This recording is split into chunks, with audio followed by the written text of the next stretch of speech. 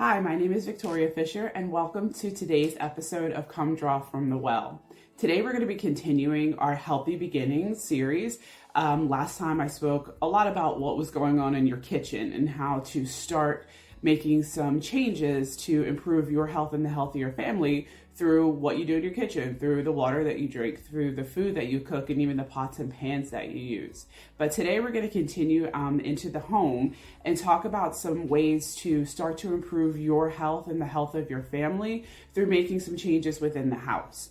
So we're going to jump right in today. And the first thing I want to encourage you to do is to stop using plastic whenever possible. Now, it's almost impossible to get away from plastic totally. The products that we purchase are packaged in plastic. Like your toothpaste is in plastic. The shampoo and conditioner that you purchase, the produce that we purchase oftentimes is packaged in plastic. There are ways to get around that. You can purchase shampoo and conditioning bars. I haven't tried them yet. I've looked into them. It's just hair is a whole nother story that we'll probably end up talking about later on. So I've found hair products that actually work very well for me, but I was just looking at them today as I was getting ready, and I was like, this is all plastic. So I want to find a way to get away from all of that plastic, but I haven't gotten there yet. So just like you guys, I'm a work in progress too. So we want to take a look at some ways to even with your produce, instead of buying your Brussels sprouts, for instance, that are already packaged in a bag, go to where the loose ones are and get a reusable produce bag. And you can do that. Same thing with really any of your produce. I just like Brussels sprouts, so I picked that one first. But we want to try to get away from plastic. And here is the reason why. I'm going to read some information to you, and hopefully I'll be able to share that information with you. But also, you should do your research. This information is out there for you, and the more you know and the better you understand why we make the recommendations that we do, I think it makes it easier to really follow through with that and incorporate some of these changes into your day-to-day life. So here are some things that you should know about plastic. Plastic is toxic. It actually is a carcinogen. A carcinogen is a chemical or compound that is linked to causing cancer. So DEHP is a form of plastic that's actually been linked to cancer. Plastic is also an endocrine disruptor, or it can be known as a xenoestrogen or a hormone disruptor.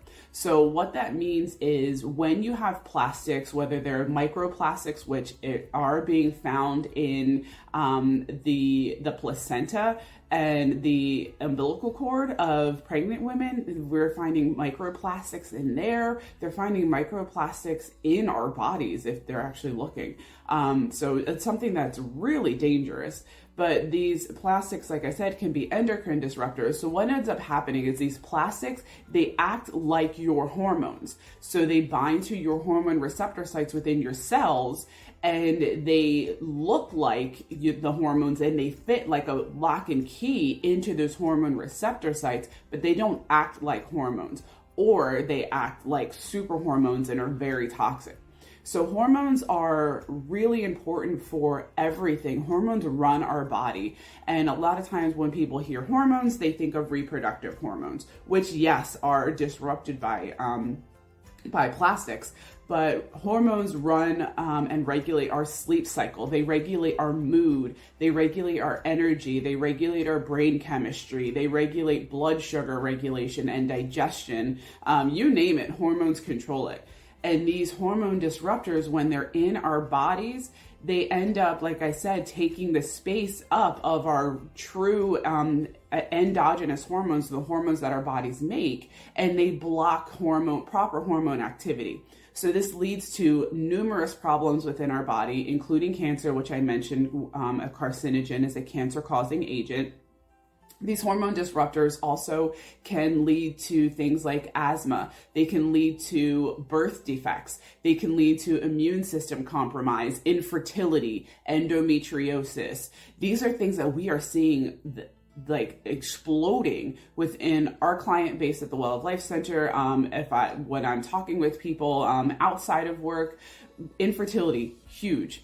Endometriosis is a really, really big issue with women that is poorly understood by the medical community. From a natural and holistic standpoint, we're realizing that there are many factors that feed into endometriosis, one of them being chemical toxicity and endocrine disruption through these things like plastics, among other things. So that's something to keep in mind. People who are exposed to chemicals, to plastics, not only through manufacturing, so you can be exposed if you work in a facility, but you can also be exposed just by, again, I mentioned the packaging of your products. So certain products, certain compounds that are packaged within plastic, just the nature of those products or compounds make the plastics kind of more volatile and soluble. So the plastics kind of become excited. Those molecules start to they kind of bounce around and have that excitatory aspect of them, and they penetrate into the product because of that. Certain things like certain types of fat, certain chemicals that might be in the products themselves can basically pull plastics from the packaging into the product. So you don't have to work at a facility, you don't have to eat plastic, which we actually end up doing with these microplastics because of pollution and many other things. But just by the process of absorption, these plastics are absorbed into the products that we use. So we really want to try to get away from them. And one of the other huge things in order to get rid of plastic is to ditch plastic water bottles. We should not be drinking out of plastic water bottles. It's not environmentally friendly. It's extremely toxic to our environment. It feeds into pollution. But scientists have linked low doses of a plastic compound called bisphenol A exposure to cancers, impaired immune function, which we've already talked about, early onset of puberty. So young girls and boys are actually going into puberty years before they're supposed to. This bisphenol A or BPA is also linked to obesity, diabetes, hyperactivity, among numerous other things. And this is all from plastic water bottles.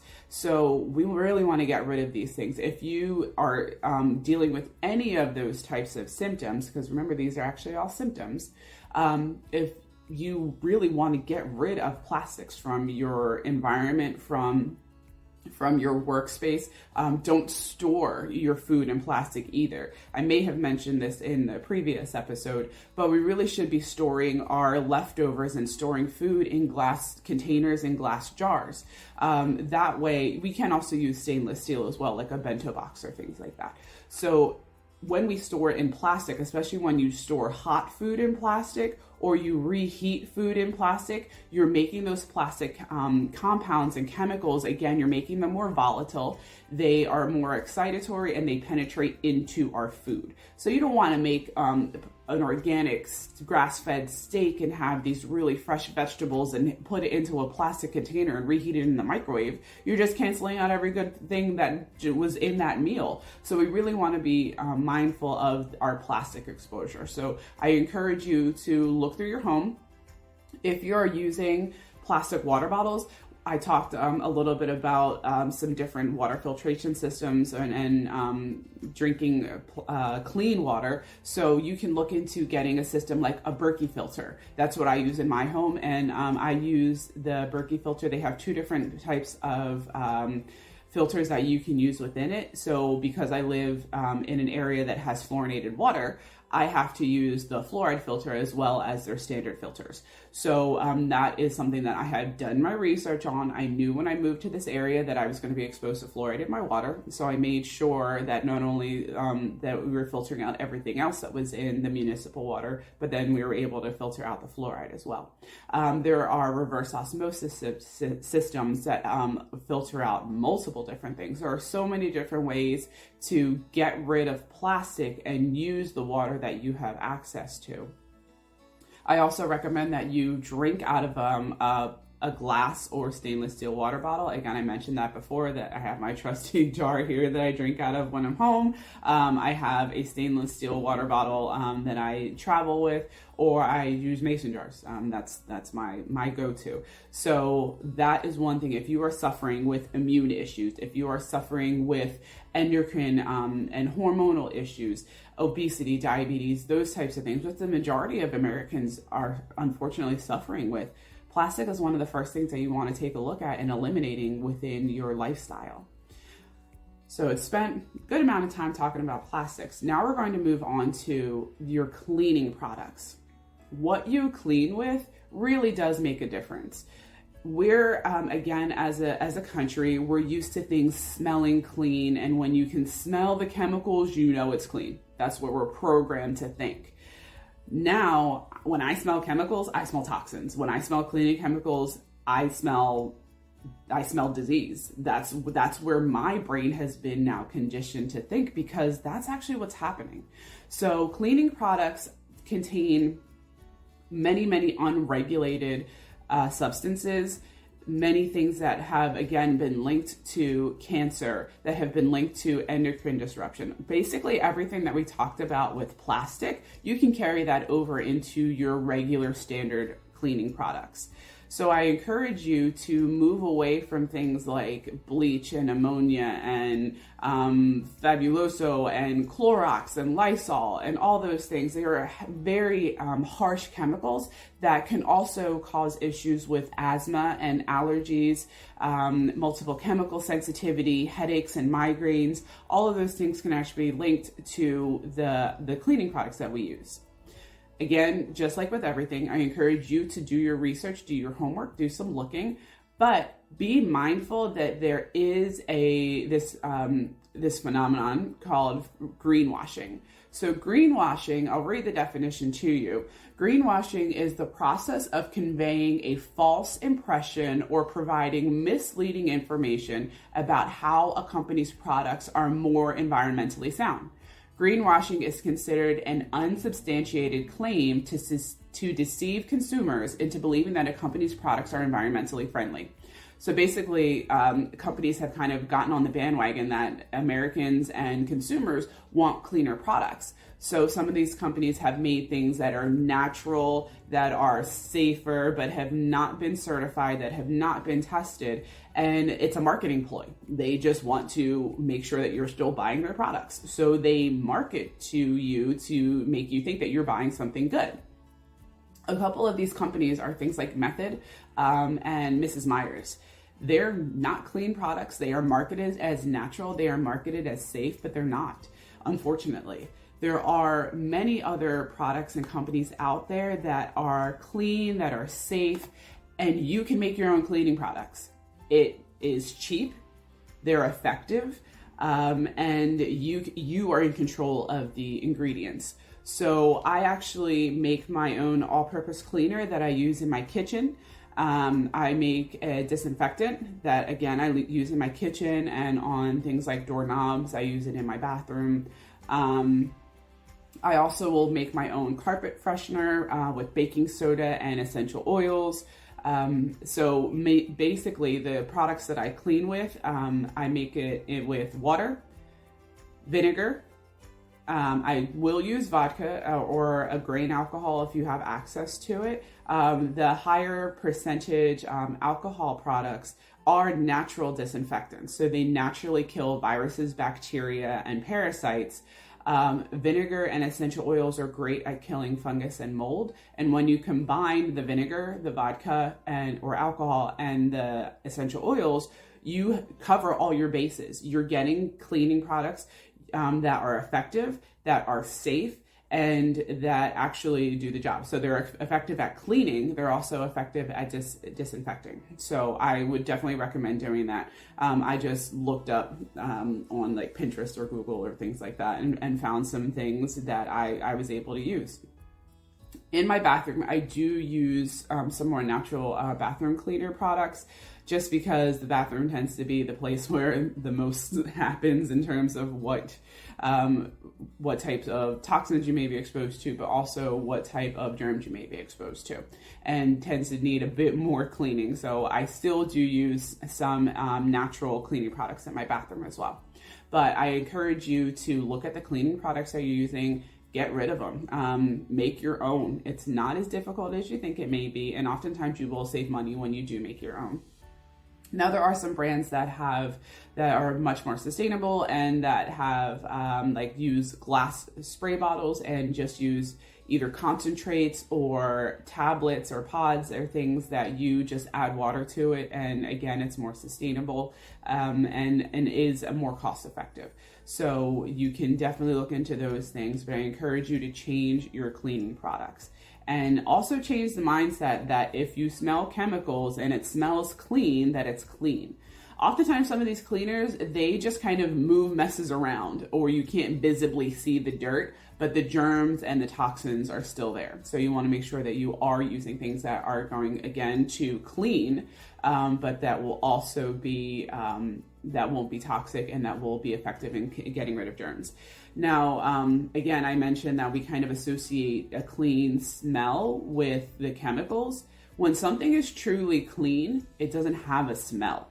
So if you are associating a clean chemical or a chemical smell with clean, you're wrong. We've programmed our brain to think a different way, to think of something that's not actually true. When something is completely disinfected, when something is completely clean, there actually is no smell.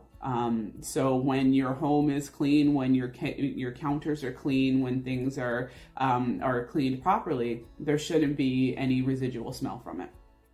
So that is one thing a lot of people think, well, if I clean with vinegar, my whole house is going to smell like vinegar.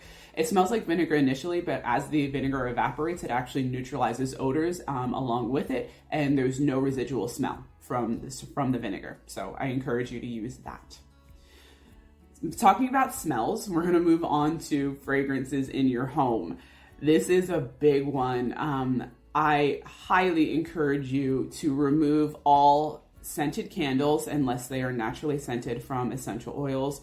So your Yankee Candle, your Bath and Body Works products, your Glade plugins, get rid of them. There is nothing beneficial from them, and they are loaded with toxins.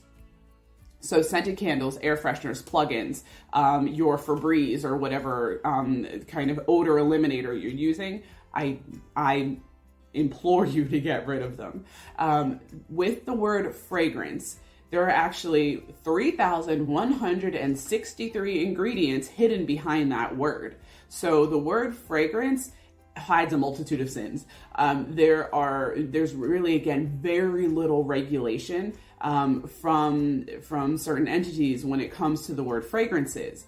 And the other thing is, because of proprietary blends, companies don't have to actually disclose what's in their fragrance blend. So they don't have to tell you what chemicals they're using, as long as it's not banned by the FDA, which, by the way, the FDA bans very, very, very little to almost nothing. So the FDA allows many, many things that should not be in our homes, in our bodies, in our stores, anywhere. So these proprietary blends contain these chemicals that, again, are almost completely unregulated. And about up to 80% of these scented candles and plugins and air fresheners are fragrance. So you really have no idea what you are exposing yourself to, your family to, your pets, all of that just by breathing it in, just by it being exposed to your mucous membrane. So our eyes, our nose, our mouth, our skin is our largest organ, and it is porous, and we can absorb so many different things through our skin. So sometimes the acid mantle of our skin, which is the protective layer, is compromised because of the products that we use on our body, which we are going to talk about in another episode. But the products that we use on our body and the foods that we eat disrupt the acid mantle or that protective layer on our skin. So then our skin is open to all these things that shouldn't be absorbed in, but we can actually absorb through that exposure as well. So chemicals and things that you are getting from your fragrances in your home include synthetic musks. So synthetic musks have the ability to interfere with our hormones. So again, they're hormone disruptors. They build up inside our bodies, including breast milk. So nursing and pregnant women and women who are looking to get pregnant, if you are using these products in your home, you're actually accumulating it and storing it in your tissues, and it can cross the placenta, cross through the umbilical cord into baby, and it can also pass into your breast milk from your mammary ducts, and then you are exposing your child to those chemicals as well. So we want to stay away from things like synthetic musks. Another chemical in fragrances, I should say, which is also in plastics and many, many other compounds, is called phthalates. These chemicals are responsible for binding the smell to the product itself. So it's why it smells so strong or smells so good, according to some people. So it's the candle or it's the oil or whatever it is, the phthalate binds the scent to the product. And here, phthalates are carcinogenic. They cause cancer. They have been scientifically linked to cancer. They can disrupt your hormone activity. So once again, they're a hormone or endocrine disruptor. They reduce sperm count. So the infertility issue that we are dealing with is not just dealing with women, it is dealing with men.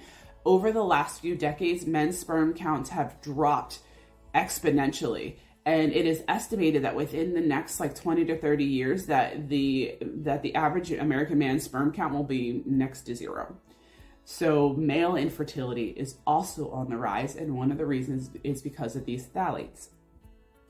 Phthalates also can cause reproductive malformation, so issues within the formation of the reproductive tract. So the uterus itself can be bifurcated, or it can be too small. There can be obstruction within the fallopian tubes. The ureter in a man can be disrupted, and you can have hypospadias where the opening to the urethra is in the wrong position. And this can actually, all of these things can be linked to reproductive issues. Phthalates have also been linked to liver and breast cancer, diabetes, and obesity. Prenatal exposure, so in utero, if a baby is exposed to phthalates, this has also been linked to an increased risk of autism, ADHD, and other neurological disorders. So the rise of neurodivergent diagnoses that we're seeing can be linked to exposure to some of these phthalates as well. So this is what you're getting in your fragrances. And yes, I'm talking about home fragrances, but these fragrances are also in your perfumes and your colognes. So I will say it now, and I will reiterate it. No perfume, no cologne. Plain and simple, if you want to be healthy. I'll leave it there, and we'll talk more about it, especially when we start talking about hormones and other things like that. So phthalates, again, like I said, are connected with neurological disorders. And again, they've been shown to have more of a reproductive system issue, or being linked to reproductive issues within boys, especially when boys are exposed in utero. So we are seeing a huge rise once again in fertility issues, and it could be linked to some of these chemicals. Home fragrances also contain formaldehyde. Formaldehyde, yes, that's embalming fluid. Formaldehyde can be exposed, you can have exposure to that in many different areas. So your plugins can contain formaldehyde.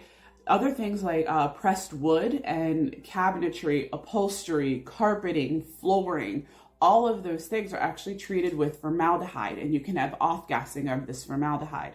So yes, it's an embalming fluid, and morticians have actually stated that over the years, especially ones who have been in the industry for a long time, have noticed that they have to use less and less embalming fluid to actually preserve a body. Something to think about. But formaldehyde in plug-in air fresheners have actually been found to produce that considerable amounts of formaldehyde, and this is known as a human carcinogen. So once again, formaldehyde is a cancer-causing agent, specifically though of the nose and throat. So to a lesser degree, formaldehyde exposure can actually cause things like sore throats, chronic sinus issues, coughs, scratchy, watery eyes, nosebleeds, some of those environmental allergy symptoms. So formaldehyde is something you absolutely want to get rid of. Paraffins are also mostly in scented candles, Paraffins, though, are petroleum-based products, so it's derived from petroleum, the same thing we get gasoline and fuel from. And these, when we burn paraffins, that releases acetone, benzenes, toluene, which are all known as carcinogenic agents. So again, these are all cancer-causing agents. And this is just burned into the air that you're breathing in when you have a scented candle, or when you have those little Scentsy melts or things like that. So you want to remove those as much as possible. These paraffins also can aggravate or exacerbate respiratory problems. So again, if you have asthma, allergies, COPD, emphysema, you can have exacerbation of your symptoms when you're exposed to paraffins. So again, if you struggle with any of those issues, chronic allergies, sore throats, sinus infections, respiratory issues like asthma and COPD, you should be removing fragrances from your home as well. So we spent a lot of time on those fragrances, but there's no need for them. There's absolutely not a single benefit from fragrances other than the fact that you think it smells good. So we can get great smelling products from beeswax candles that are scented with essential oils. You can also use diffusers like reed diffusers or vaporizing diffusers and use essential oils.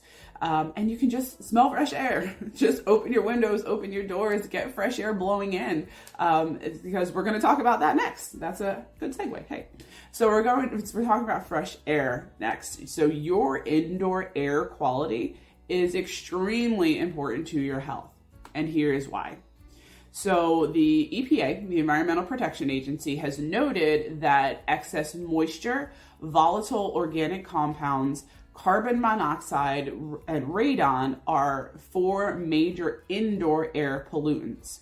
So it's actually, for some people, especially if we live in certain areas, if we have poor ventilation, if we don't open our doors and windows because of seasonal allergies or outdoor allergies or whatever it may be, we have a buildup of these compounds in our home, and our indoor air can actually be more toxic than the air outside. So the air that we breathe while we're sleeping, where our body's supposed to be in our parasympathetic healing and restoring mode, when we're breathing in that air, it's more toxic than the air that we get outside. And that's a problem. Our home should be a safe place. Our home should be the place where we can go to really help our bodies heal. So when we have these indoor pollutants, it causes numerous issues. So we can have respiratory diseases, again, like asthma, allergies, COPD. Heart disease and cancer has actually been linked to some of these indoor pollutants. And they can be severely debilitating for people, again, who have multiple chemical sensitivity or other issues. And sometimes these things can even be fatal with carbon monoxide and radon. So it's extremely important that we improve the air quality of our home.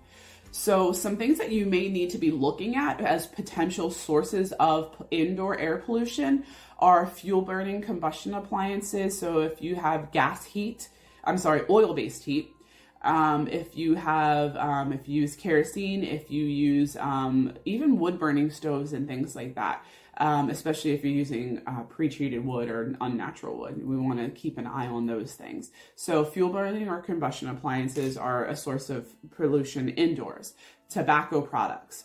And this isn't just if you smoke or some of your family member smokes. Even if they smoke outside, if you can't even open your windows. So I live on a pretty congested block. I have a twin home, so I share a wall with a neighbor, and they smoke. So I can literally smell the smoke through the walls. It's not my brain, it's not my mind, it's not my head. I actually am very sensitive to chemicals, and that's actually something that has been a trigger in the past for the migraines that I suffered with. So I can't oftentimes open my windows in the summer and in the spring when it's beautiful outside because the people on my block are smoking.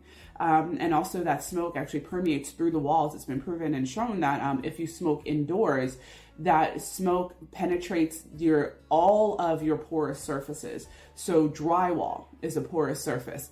The flooring, especially if it's hardwood, carpeting, and that can, over the years, kind of seep in through all these little cracks and crevices, and you can be exposed to that as well, just by the simple fact that you live next to somebody who smokes. Some other potential sources of indoor air pollution are building materials and furnishings, which I mentioned before. So I mentioned like your pressed wood products from cabinets, hardwood, especially the synthetic hardwoods. All of those things actually off-gas formaldehyde. We also, if there's an older building that has asbestos containing insulation or asbestos in certain tiling or things like that, that can be extremely toxic. So we want to be mindful of all of that. If you have a new build, newly built home, if you are renovating, and you're getting anything new, really, honestly, if you're getting new upholstery, even on new furniture, you want to be able to kind of air out your home, use an air purifier, something to get those toxins out of the air. A new mattress is actually another way that you can be getting some of these toxins, these indoor toxins. So you definitely want to allow things to air out as much as possible. Again, open your doors, open your windows, your screen doors and things like that. But also try to use an air purifier. Air purifiers, you can actually get very small ones that are very cheap but effective. You can also spend thousands of dollars on air purifiers. So whatever's in your budget, we can talk about that as well. But you want to take a look at an air purification system to try to mitigate some of these indoor pollutants. Another way that you can get some indoor pollution is products from household cleaners, which we talked about, the home fragrances, which we also talked about, even personal care products or hobbies. So if you use epoxy resin, or if you paint and you're upcycling things. So if you're renovating and redoing cabinets, furniture, repurposing things. So if you're sanding, staining, painting, all of those things, that can be toxic and create indoor air pollution. So you want to do those things outside as much as possible, get as much ventilation as possible, and use proper masking, goggles, gloves, all of those things, so you're not getting that exposure as well. Central heating and cooling systems and humidification devices can cause indoor air pollution, especially if they are not operating properly.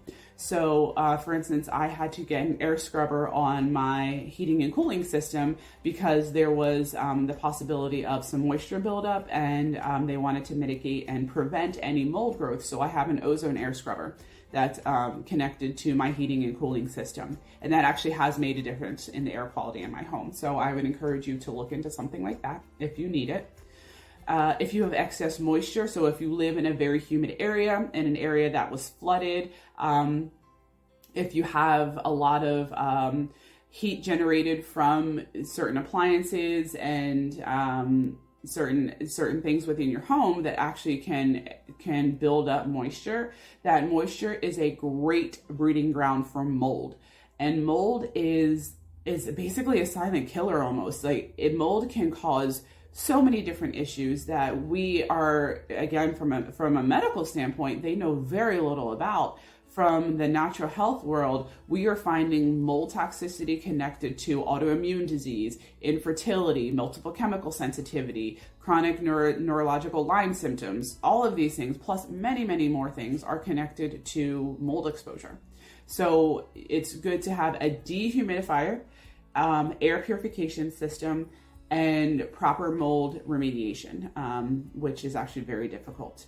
So that's, again, something that we can dive deeper into, but we want to try to eliminate that moisture.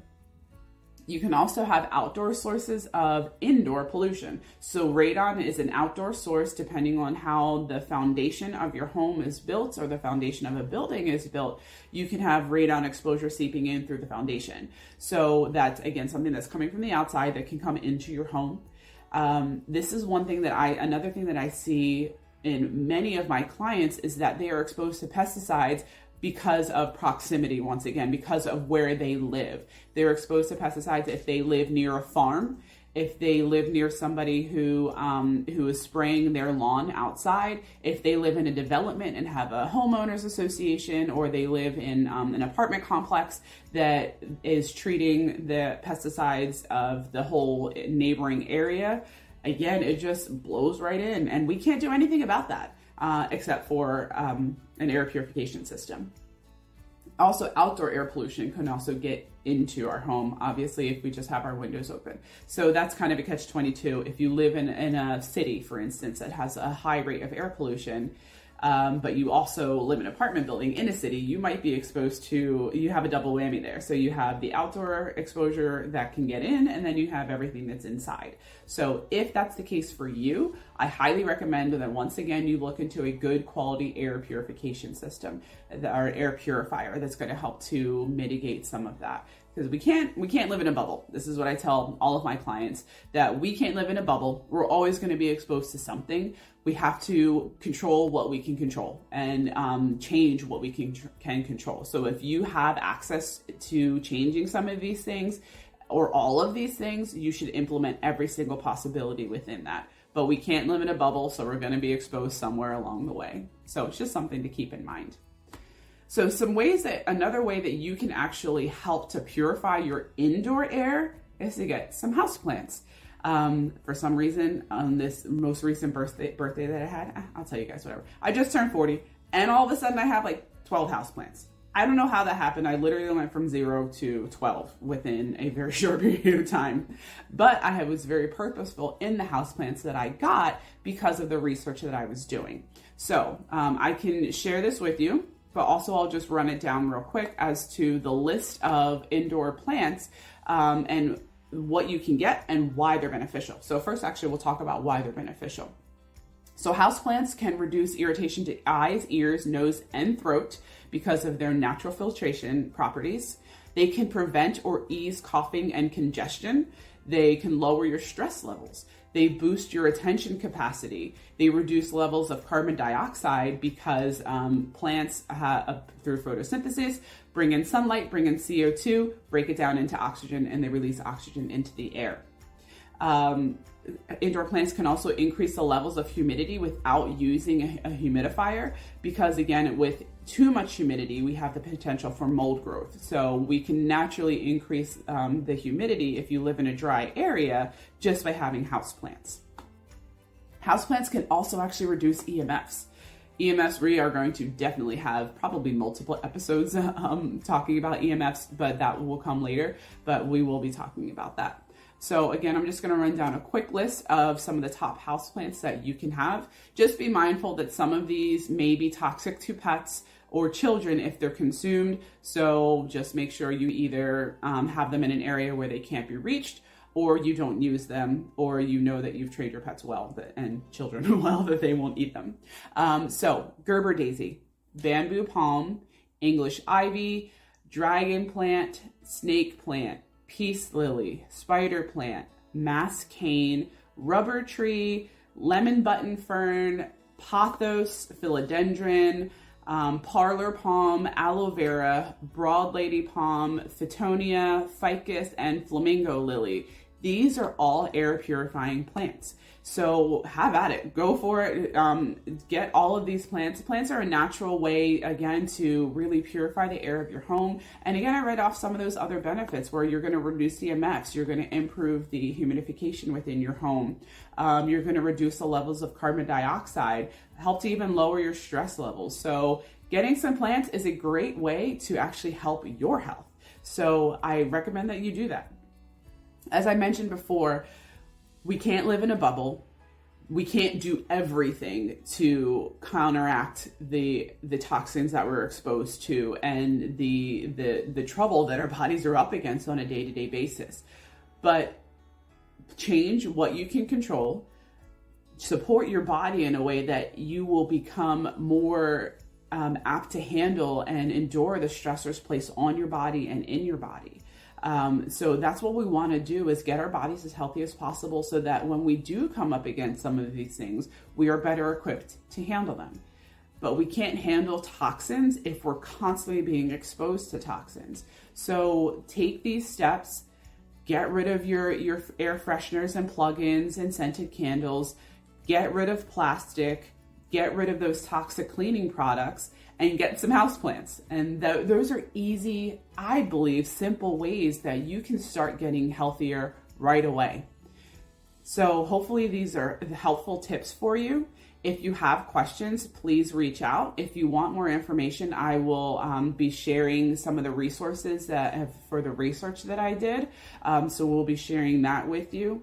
And tune in for our next upcoming episodes. I really appreciate you listening in. Hopefully these things are helpful for you. And again, if you have ideas of topics that you want to hear about or you want information on, let us know and we'd be happy to do that for you. Thanks, and join us again for Come Draw from the Well.